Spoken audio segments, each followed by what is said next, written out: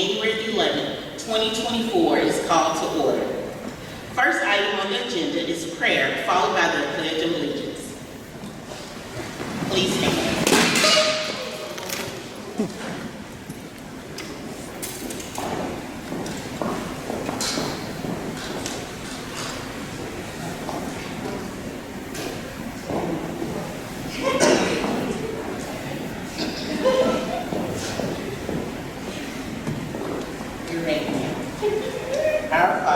Who art in heaven, hallowed be thy name. Thy kingdom come, thy will be done, on earth as it is in heaven. Give us this day our daily bread, and forgive us our trespasses, as we forgive those who trespass against us. Lead us not into temptation, but deliver us from evil. For thine is the kingdom, and power, and glory forever. Allegiance to the flag of the United States of America and to the republic for which it stands, one nation, under God, indivisible, with liberty and justice for all.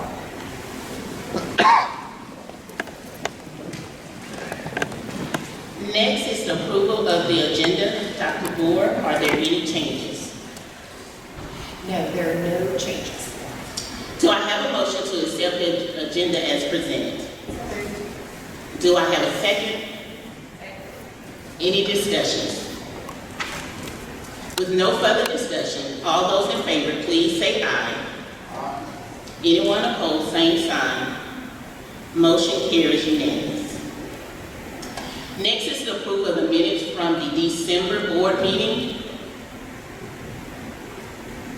Do I have a motion to accept the minutes as presented? Do I have a second?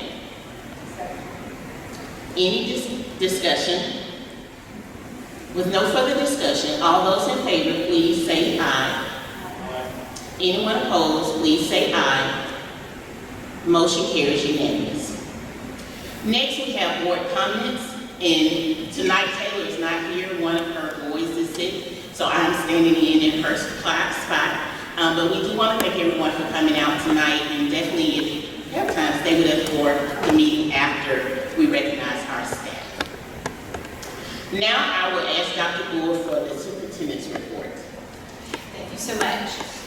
I would like to invite Dr. Lisa Wolfer, who's our Executive Director of Curriculum and Instruction, to the podium. She's going to give us an update on several of the programs that we offer here to support our students to be successful.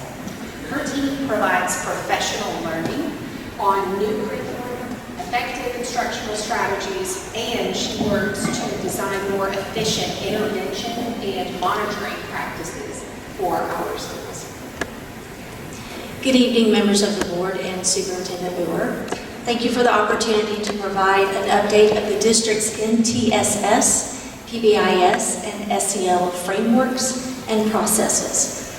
The mission statement of the Social Circle City Schools states to empower students with an excellent and equitable education.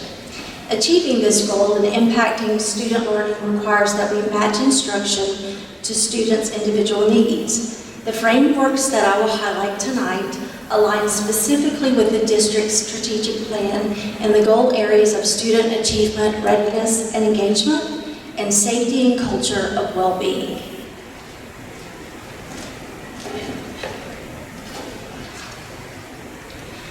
Educators are often guilty of abbreviating words with acronyms for efficiency. However, to you, this must seem like using alphabet soup to decipher the Da Vinci Code. Well, I aim to be better and to provide clarity and sense-making to the letters MTSS, PBIS, and SEL. So what is MTSS? It means multi-tiered system of supports. A multi-tiered system of supports is a systematic, continuous improvement framework in which you use data, problem solving, and decision making, and are practical across all levels in the educational system, and it's used to support students. You can see on this slide, there's a couple things we'll highlight. We use a screening to identify what those academic and behavioral needs are. We select research-based interventions like small group, more frequent practice. Sometimes for behaviors it might be the lunch bunch or meeting with a counselor. Progress monitoring is just keeping record of it. When you implement the intervention, did it make it? When did you do it? What was the frequency? It's kind of like just a tally sheet. You keep a record of it. And once you have those tallies, you need over a period of time to analyze, did it work? Did it make a difference in the behavior or the academic outcomes for that student? Using a multi-level system, such as our BOE MTSS platform, it merges with our IC that we use Infinite Campus. And so it allows us to use a system across all schools. So if a student in our primary school, as they develop through to elementary, middle, and high, we use the same system. The language is the same, vocabulary is the same, our interventions morph over time, but they're very similar.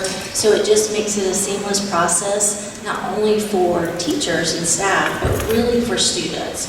You're not changing from one thing to the next as you move from one school to the next. And then establishing an infrastructure. For the past several years, we've spent a lot of time developing an MTSS manual. And in that, it incorporates processes, interventions that are research-based, what kind of screeners we use, how we will reference any kind of communication with parents and staff on what we'll be doing next with our students. It's a live document, and I would say it's probably one of the best things we've done. It keeps us having those conversations, looking at what we're doing with students. Does it make a difference? Do we need to change what we're doing in the classroom and in the schools that, so that we're making the biggest impact on student learning, both academically and behaviorally? So what is PBIS? Positive Behavior Interventions and Supports. Very similar to what we just talked about with MTSS. PBIS has some goals which focus on behavior to build effective, positive school environments which increase school safety, which we all know is very important and dear to our hearts right now. Improving those academic and behavioral outcomes for all students. Teaching and reinforcing what appropriate behavior looks like in the classroom so that it creates that engaging environment for all our students. That's the purpose of it. And then to prevent and reduce problem behaviors in the school environment using, similarly like we just talked about, we have screeners, we do progress monitoring, we look at the data and analyze it, we use those research-based interventions, and then we make decisions using a multi-level system and an infrastructure. Does that sound familiar? Because it is. And then lastly, what is SEL? Social and Emotional Learning. It's the process which students acquire the knowledge of and the skills to be socially and emotionally competent. And you'll see here there's 5 competencies that we like to focus on and incorporate. One is just that self-awareness. It's that ability just to recognize your emotions and your thoughts. And we all need to do that. How am I feeling? What am I thinking? Self-management. When I have those thoughts and emotions, what do I do with that? And teaching them how to, you say, I'm in the red zone. You're going to have to give me a minute. Or I'm feeling kind of blue today. So it just helps us to articulate what we all have with those emotions and thoughts. The social awareness is just that being aware of all those around you. So just like you have emotions and thoughts, so does your friend or neighbor or the teacher in the classroom. So we all are learning, A, to be aware of just our own self and to manage that, and also to be aware of others. Those relationship skills on how do you use all of those coping skills to build and develop healthy relationships with others. And then making responsible decisions, which is really important. It's that time when things don't go exactly how you thought they would go, how do you react?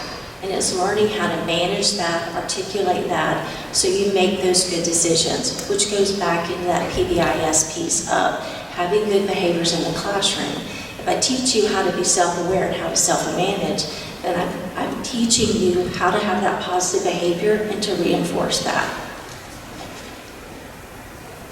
You'll notice that in that image, the 5 competencies in the will are situated and they broaden beyond just the classroom. Using social and emotional learning is not just in the school and in the classroom, but expands into our communities, which is really important. We're teaching them how to look beyond themselves, how to understand how you feel and how you think, and to expand and be awareness and to be productive in the world that you live in. So how do we make meaning of this? You know, I thought about this, and we talk about things in education, so what does that mean to you, just as a parent? So I think about when we go to the dentist. And typically when you go to the dentist, you get a checkup, you get your teeth cleaned, and that's normal. That's typically that tier 1. Everybody does that, or we hope that you do that. You brush, you floss, all of those things just for good dental health. But then sometimes you go to the dentist, and it might be that you like to eat, Jolly Ranchers a lot or Laffy Taffy a lot, and the dentist says, you've been flossing and you've been brushing, but you have a cavity. And so that's like a tier 2. You're gonna have to come back to me. I might take some x-rays and we're gonna fill the cavity. So it doesn't mean it's just that next phase of I need to do something in addition to what we are already doing all the time regularly. Could be that, like me, you had to have braces. And before you had braces, they were like, you have way too many teeth for your mouth. So then I had to go to tier 3, and that was an oral surgeon that said, we're going to remove some teeth, and then you're going to go back to the orthodontist, that tier 2, and you're going to get braces. And then all along, I'm still going to go up to the dentist regularly, and he's going to clean my teeth, or she's going to clean my teeth, and have a checkup. So hopefully that analogy helps you understand. Tier 1 is that piece that we do in the classroom for all students. It's just that good practice. It's that good brushing your teeth and flossing and cleaning.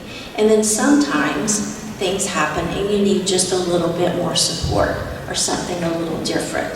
And so you add that to what you're still doing. It's not in place of, it's in addition to. And then we may have to go just a little bit more. That means it's a little more frequent. The group might be a little bit smaller. But the beauty of this is you'll see that arrow that goes back and forth. There's that movement back and forth. And I think that's really important that we talk to parents and to students, that they recognize that this isn't a place that it's like a holding, you're here forever. It's as you change and as you develop and as you progress through your educational journey, you're going to need things at different times. And so you might go to tier 2 and then back, and you might go tier 2 and then tier 3 for a period of time. So it's a fluid process. It's one that we talked about. We use screeners and data and progress monitoring. It's that cycle of we have checks and balances. And it's really important to help get students exactly what they need. Again, just like if you have a cavity, you need to get that filled. If your cavity gets, a little more infected and you need a root canal, you want to have a root canal. Otherwise, you're what? Miserable. So I hope that helps you to understand how we use these systems, what they're here for, how it can impact student learning.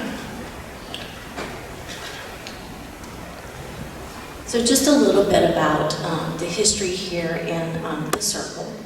We merged our frameworks in 2020 and 2021, and then in the 2023 school year, we participated in some MTSS audits. So just like you have a financial audit, we had an audit of our systems. The first one we did was for the primary and elementary school, and then the very next year we did the middle and high schools. And from that, we learned a lot. We discovered areas of success, and also areas that we needed improvement. And part of this was the need for improvement for communication. We discovered that we were doing a lot of great things kind of in silos, and we just needed to streamline that.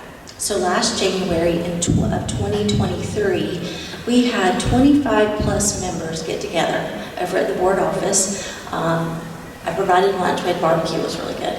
And we all sat down and introduced ourselves and talked about what we did. Because we had MTSS, we had PBIS, we had SEL, so we had all these things going on, and we decided we need to streamline and work together, because just like you see that image of the road, we're much stronger together than we were separately.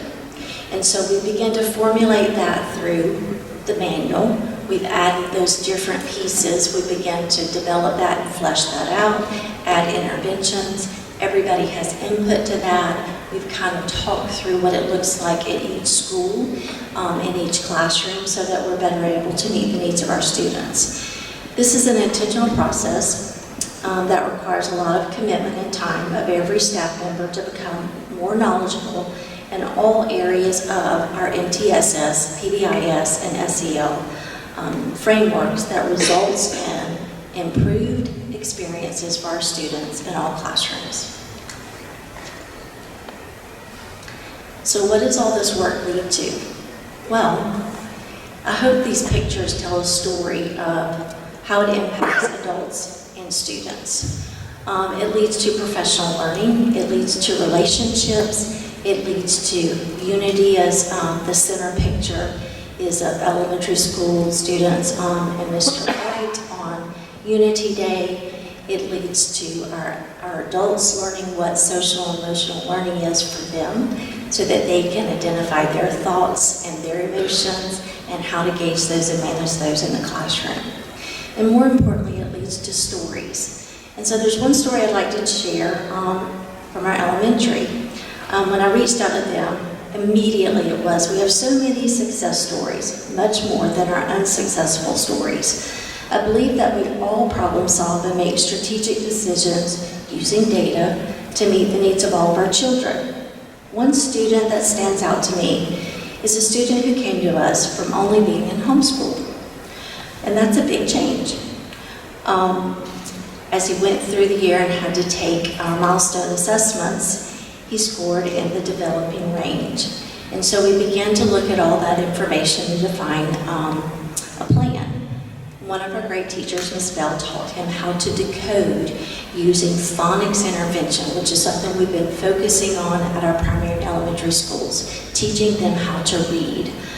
We discovered he was really a non-reader, and after working with it and keeping the data, using the progress monitoring, looking at analyzing that, making those decisions, he began to make progress, and he's a reader. And as you know, that's freedom. So, anyway, it's just one of the many great stories that we have in our schools. And so, it sounds complex, but it's really simple. It's just like going to the dentist.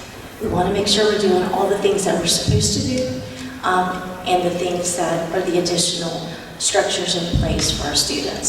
So what does this result in terms of numbers? It's really important for us to look at the data. This is actually, I pulled this up this afternoon off of our Go MTSS system. You'll see at the bottom, it defines our areas of interventions that we use. Reading is probably our biggest push right now. Math, social and emotional behavior, and then we have some communication pieces. Now this doesn't mean those things are happening regularly. We have students with identified IEPs or special ed services, and that's beyond this. These are those Tier 1, Tier 2, and Tier 3 students.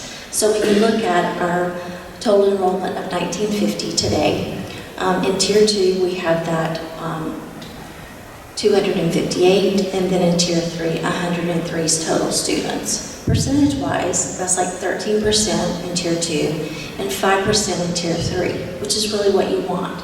You want the middle for Tier 1 to be your biggest group of students, and then we kind of taper out. And it could be our gifted students as well as those who need some remediation. So where are we now? And where are we headed? On January 3rd of this year, another team of 25 staff members spent some time in a crosswalk analysis of our MTSS, PBIS, and SEL purposes and how they align with our portrait of the graduate. We revisited our short-term and long-term goals and designed to improve our processes to maximize the learning experience for every student. We discovered that we have many connections with the portrait of the graduate that already exist, and then we identified areas that we could better align with that, our North Star. So that's what we're working on. How do we make this better? How do we do better? How are we intentional with all of these processes so that it aligns with what we say is important with the portrait of the graduate? John Maxwell says, everything rises and falls on leadership. We thank the board for your continued support by providing our district with a superintendent that has a vision that keeps the main thing the main thing. While we may not have deciphered the Da Vinci Code tonight, I hope you have a bit more clarity of the meaning of MTSS, PBIS, and SEL. Thank you. Thank you, Dr. Wolver. We appreciate your detailed explanation of those topics that can be confusing, especially for our family members who don't work in education where we hear that language all the time. We love taking opportunities at our board meetings to make sure that our families and community members are updated on our progress towards our strategic plan that many of you helped us to write. So we want to make sure that we're being accountable to you for doing the things that you've asked us to do and to help all of our kids to be successful. And one of the things that you've asked us to do is to make sure that our school facilities are safe and they're the best opportunity for our students to learn and for our teachers to work. And we're very excited to give you an update on our progress in our work to build a new elementary school. We are very much looking forward to being able to open that. We're looking for fall of 2025 as our open day. I'm not sure what I need to make it difficult for the microphone to work. Thank you, Mr. Hilton, for coming and rescuing me. I appreciate it. But thanks. So we're very fortunate to have a representative here who's going to share information with us from the company, the construction management company that we're using, and they're called Carroll Daniel, and they do a great job of building schools throughout the entire state. So we know that through our very careful process, we've identified the right construction management company to help with that. And we actually have Chris Irwin here, who is the Director of Business Development for Carroll Daniel, and he would like to provide an update for you about some great news that we received regarding the bids for the subcontractors as we move forward with building the elementary school. Great. Thank you, Dr. Boer, and board members. Thank you for the opportunity for Carroll Daniel Construction to partner with you to change the lives here. As you know, these buildings that we're in here are built today to last 60 years. So they change lives for this community over a long period of time. So it's very important to get it right and very important for our young people in this community. And board members, I also want to report to you that your staff has done a fantastic job of working hard and preparing the information, the communication, and what it takes to take on a large project like this all the way to the finish. And we're taking a big step tonight because of a lot of the actions of your staff here and what they've done. We have a rendition up for the parents in the room and the citizens of the city here of the architect has provided of what this building is going to look like.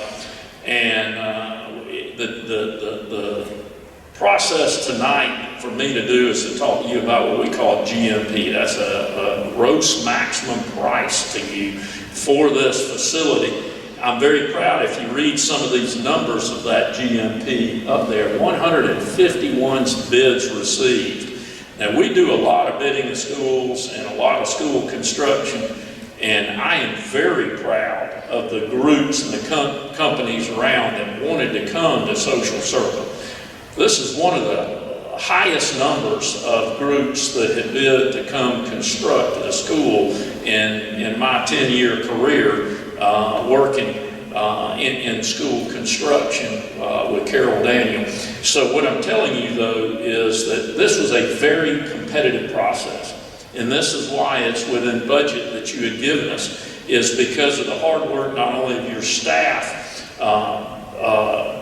doing a good job of portraying what they wanted, but the architect did a good job of drawing it. And then also what we did, I think, was a fabulous job of helping recruit all those subs up there. So if you look per package that we have, it gives you about 4.3 different companies bidding on every single package there to construct this. I want to state there at the top a few things that you're aware of. I think people frequently, when I make these presentations, they smile when they see the word playground. But when you build an elementary school without a playground, you've got a problem, Ms. Superintendent. You need a playground out on that school, and your parents, your students, the community will let you know. So I was always glad to see that in there for them. But as you can tell by what we put up there for you, this is a fully constructed elementary school. It has every bell and whistle that you wanted, okay, in it, that you wanted for them. So we frequently find systems that say we don't really need a gym in an elementary school, something we just need a large space, a room or something. Y'all took it to this level, I think, that made it for y'all. Now that doesn't mean that there are things that could be constructed on there that are on this list. This list, some people pick that they want to perform an art center or something like that. You said this is what we need and this is what you're getting, and it's going to be a beautiful facility for you. Going on very quickly to the maximum price for you. I think, Gary, don't we have the number? Can we go straight to that you do? And this is all complete number of GMP that we're going to ask for you to vote on there at the bottom, $33,986,000. And if I can see, closer up there, $320, I believe, is what we'd see. It will be the number. That's all in. Randy, you and I were talking on the corner. That's the landscaping. You'll see the whole list in the cost on this GMP that we provided to you of each package there. But that is the all-in price, and from working with you, that's well within your budget. That also allows you some room, I believe, to make some changes as you need to, as the construction occurs. It also allows you, I believe, Nicole, where are you? And hopefully being able to get what you need inside this building to open it up in August. And then after the GMP, what I'll tell you I like to say is it's just blocking and tackling then. So, what we've done is we got everything in place. We know who's going to do it.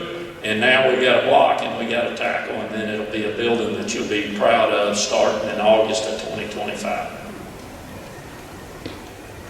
Ms. Superintendent, I'll turn it over to questions if there's any questions out of board members. Other than that, we're ready to block and tackle and get this thing built. Questions, Steve?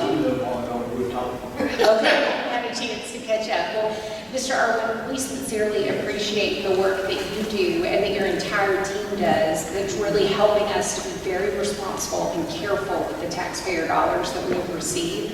Throughout this process, we've been nervous about whether or not, with all of the changes and fluctuations in supply chains and labor issues, we've been concerned about whether or not we'd actually have the funds to be able to pay for it. And so his team worked extra hard on our behalf, and I sincerely appreciate that. And I also appreciate that you always answer my phone call. You've been very helpful at every stage of the process, making sure that I understood what it was that we needed to do, and in your work with Nicole and our finance folks. It's been tremendous, and we are so excited that you're going along this adventure with us. And we are looking forward to many opportunities along the way with the community to celebrate our progress. So we'll keep you updated on our progress towards the school build, and we look forward to opportunities to have you all come out and celebrate with us as we meet some big milestones in the project. Do it without the help that Carol Daniels provided to us, and I appreciate it. Very much. Thank you. Thank y'all. Board members, if you don't mind, I'm going to exit out the back door there. I apologize. I don't take it as disrespect, if you wouldn't, as I need to head back to Atlanta to do some other stuff. But thank you, every one of you, for entrusting us and allowing us to be a part. Thank you, sir. Listen, unfortunately, we're not the only school system that he works with, but he still answers my call every time I call and need help, and I appreciate that he treats all of his clients like we're the #1 client. So next, I will turn it back to you, Ms. Evelyn. Thank you, Dr. Brewer. Next on the agenda is public participation. However, we did not have anyone sign up to participate this evening.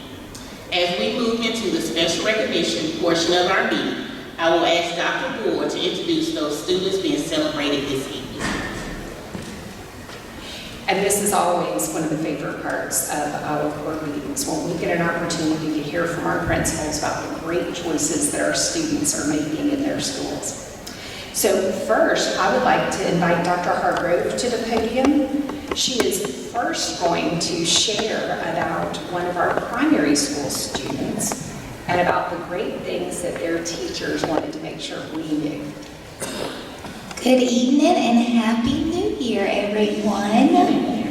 Today, it is my honor and my privilege to recognize Finley Steinhauer as our Student of the Month from the primary school. And to help celebrate her success, I'm going to share some kind words from her teachers. So her pre-K teacher is not with us anymore, so I'm going to go to her kindergarten teacher, Miss Magnus. And Miss Magnus wrote, "Finley was a role model for the other students in our kindergarten class. We can always count on her to be a star.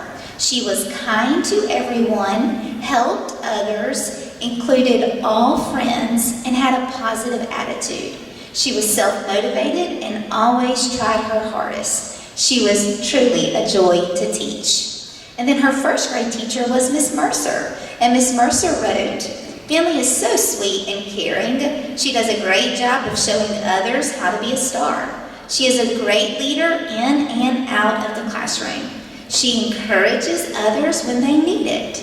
She is kind to everyone that she comes in contact. See, she is always such a positive person to be around. Way to go, Finley," said Miss Mercer.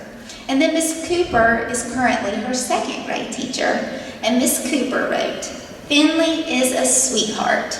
She is always using kind words and showing kindness to adults and her peers. She always wears a smile on her face. She loves to participate in class and always brings excitement into the learning environment.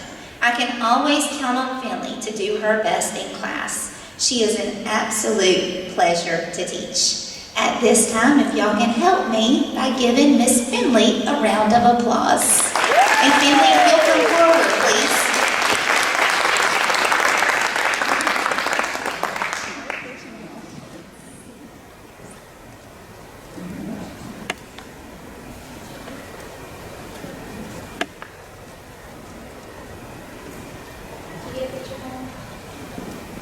Thank you. Congratulations, Finley.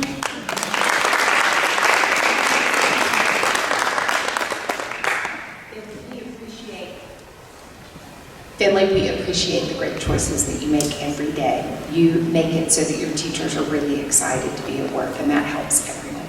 Thank you. So next, Dr. Hargrove is now going to let us know about a really awesome elementary school student. And his name is Drew Turner. And this is Drew's first year with us in Social Circle, and it has been nothing but a treat to get to know him. So Miss Clegg is currently his 4th grade teacher. And I want y'all to know too, his family is also very involved in the elementary school, which is one of the many reasons that he is successful in the classroom. And we do appreciate all of you too, so thank y'all. So Miss Clegg Drew has written, "Drew Turner has been a wonderful addition to my 4th grade class. He embodies the portrait of a graduate characteristics that we have emphasized so far this year. He is a compassionate communicator. Drew is always polite to peers and adults alike. He loves to participate in class discussions, but he respects others' opinions and listens to their perspectives. He eagerly awaits his turn to explain his reasoning and loves to analyze other students' ways of solving math problems. Additionally, Drew is a creative problem solver. I have learned that Drew loves to think outside the box, especially when it comes to math. When we start our math lessons with those math engagement slides, Drew wholeheartedly observes, draws, thinks, writes, shares, listens, and then still goes back and revises his thinking. He comes up with creative ways of solving problems that are surprising, and he loves to tell everyone all about the thinking that he goes through. He is a delight, and his learning is contagious. He brings joy everywhere he goes, and we are excited that he and the family join Social Circle. At this time, will y'all help me by giving Mr. Drew a round of applause? And Drew, if you will come forward, please.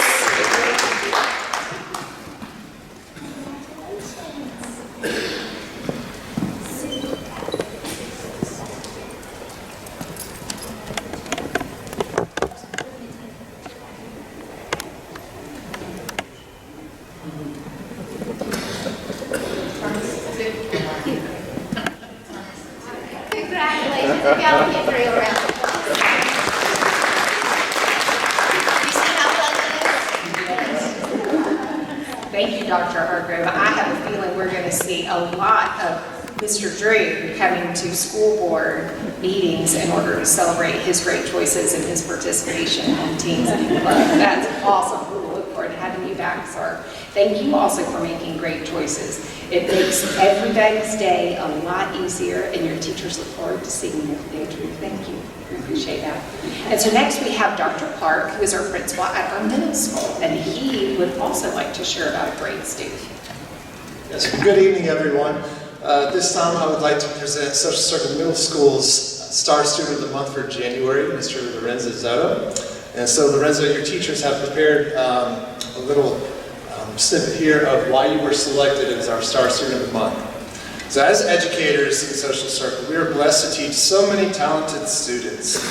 Today we recognize one of our most outstanding students at SCMS, who is not only a leader in the classroom, but also a model athlete on the football team, Mr. Lorenzo Zotto. To his teachers, Lorenzo is a student you can always count on to be a leader. He is always ready for class with a smile and a positive attitude. He embodies our power principles of always being present and prepared, on task, respectful, and having a winning attitude and striving for excellence. He enjoys the learning process, is inquisitive of his teachers, and actively engages in instruction. You can count on Lorenzo to lead his cooperative groups and ask questions that further benefit instruction. His inquisitive nature brings valued feedback to our classrooms. Lorenzo is considered a leader by his peers in the classroom as he leads by example and holds his own in the room. We are privileged to recognize Lorenzo as our January Student of the Month at SCMS. Please join me in recognizing Lorenzo Zotto.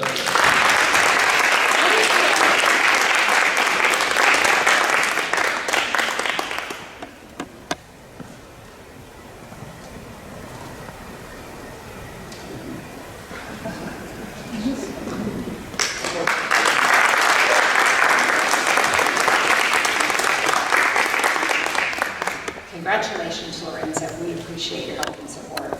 And Mr. Armstrong is really excited to come up and talk about one of his high school students next. It's my pleasure to introduce you to our SCHS Student of the Month. Here's what some of her teachers and coaches had to say about her. One said she's a joy to teach. She's enthusiastic and always positive. She's even been known to pull a fellow student in the right direction during class, which demonstrates leadership, maturity, and accountability qualities that I wish more seniors had. She's an asset to my classroom. One of her coaches said, "This young lady has been a joy to coach, and we look forward to coaching her once again in her final season at SCHS. He refers to her as Nuck Nuck and says, "I'm so proud of you and your accomplishment. Keep working with the tenacity that you bring to the court and the track, as well as the classroom." Another one said, "This young lady is always respectful, positive, and tries her best in the classroom. Another one said she spends quality time on her work and cares about what she's doing in her art class. Another one said she is sweet and respectful and does her best work in class. Her smile is always contagious. Her basketball coaches said, "We are very proud of this young lady. She is the definition of a student athlete. She demonstrates this on and off the court. She's the first to talk to her teammates about getting their work done. On the court, she leads by example with her attitude. And they said, as she goes, we go as a team." I've had the pleasure of watching this young woman grow up, mature over the last 4 years myself. When she arrived as a freshman, everything ran 1,000 miles per hour. Her mouth and her legs. And she would get herself into trouble in the classroom, on the court, and on the track. But over the years, I've watched her slow down and only move at that speed when she needs to, and mature into a wonderful young woman. She has learned to slow down and taught others to do so as well. It is my pleasure to introduce you this month, student of the month, Ms. Zakiria Stewart.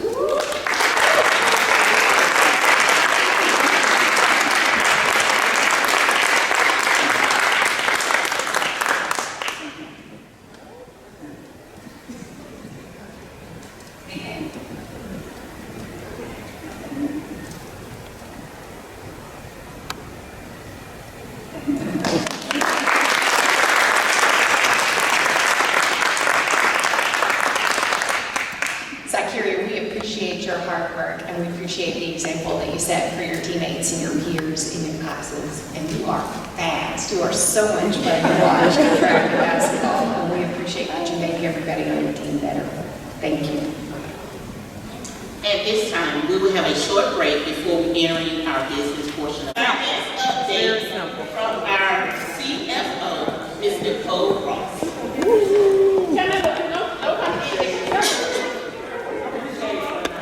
Good evening. Tonight presented is the November 2023 financial report. With just 42% of the fiscal year complete, we have received 24% of general fund budgeted revenues, and we've spent 37% of general fund budgeted expenditures. Currently, expenditures exceed revenue by a little over $3 million. Keep in mind, we anticipate our tax revenue, and I am eagerly awaiting that check any day now. And as you know, that's about $4.5 million in tax revenue we'll receive this year. So it is a large sum, and even our revenue versus expenditures out. We also have begun working on our Zone 5 and Newton County student reports, and usually by March we'll have received that revenue, which is estimated to be right over $2 million. Encumbrances for the general fund total $781,000. Next, we have our special revenue funds. These are all of our primarily federal and state grants that are not held within our general fund. Our biggest grant, CARES funding, ended at the end of this previous fiscal year. We had about $660,000 remaining in our last CARES-related grant, which is our ARC grant that you'll see up here. This has been what has allowed us to have our after-school tutoring, summer school, and several professional learning opportunities. So we've been very thankful for this funding that we received. Also, as you know, the governor recently, right before or right after school, was out for winter break, announced a $1,000 retention bonus for our staff. We wanted to make sure that we've updated our staff and they will receive this in their January checks. Unfortunately, the state funding did not include all staff, and we made a decision as a district to make sure that that bonus did, in fact, go to all of our staff. So we used about $65,000 from the remaining ARC funds to help fund that retention bonus for all staff. Next, we have our school food service fund. We're at 53% of budgeted revenues and 54% of budgeted expenditures. In November, we served 31,438 meals. Our daily average meals amongst all of our schools is about 1,849. This is a 13% increase over our prior year. Revenues and expenditures are both tracking higher than budgeted, with food costs still remaining our largest concern, and it's currently at 68% of budget. Encumbrances for the school food service fund total $132. And lastly, we have our SPLOST fund. SPLOST collections received in November from Walton County were $203,000 and from Newton County, $2,900. This is a 4% decrease from the prior year for Walton and a 4% increase from Newton County over the prior year. I'd like to note I'm not alarmed, and neither should you be, about this decrease. Over the last several years, we've seen a significant increase in our SPLOST collections. We went from an average of maybe $150,000, $160,000 to well over $200,000. Georgia's economy is doing great. All we see is this is kind of a leveling off of that anticipated increase year over year. And also I want to make sure you understand there's no problems related to our repayment of the GO bond. When we estimated our GO bond payments, we were very conservative. We did not factor any sort of increase year over year. So we're in a good place, and we're very happy with where we are. Currently, our GO bond is currently at about $15.2 million. We've actually earned about $69,000 a month in interest on that account. It's held at Georgia Fund 1. That yield is currently about 5.4% in December. So we've earned about $467,000 in interest on those funds since they've been in that account. So we're in a good place in our SPLOST fund. We're eagerly awaiting starting construction of our school, and we're happy where we are. Encumbrances for the SPLOST fund total about $456,000. Are there any questions about the November financials?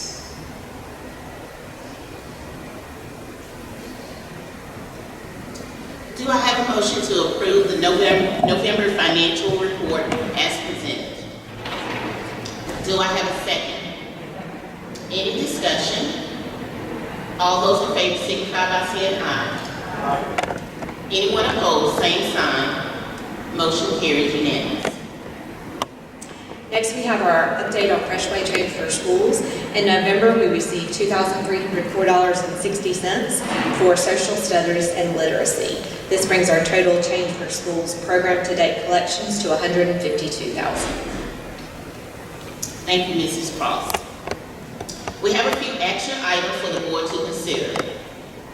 We have an action item to approve the guaranteed maximum price bid for our new elementary school.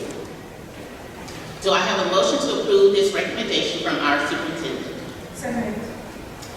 Do I have a second? Any discussion?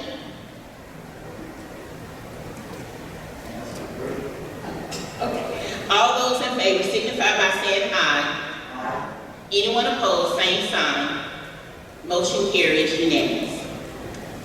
We have an action item to approve an overnight field trip request. Social Circle High School Band to Honor Band Festival in Athens, Georgia, January the 18th through the 20th, 2024.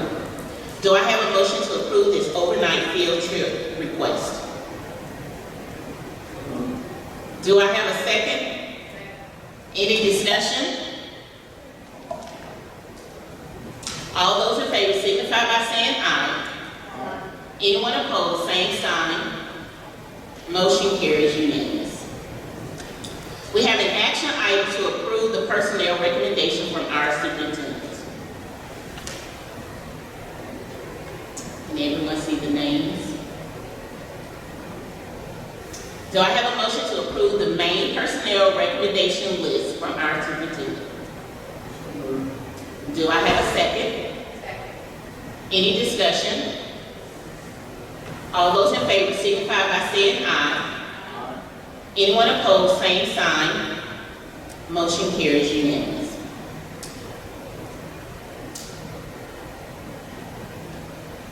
And now we have a list of substitutes and overnight chaperones.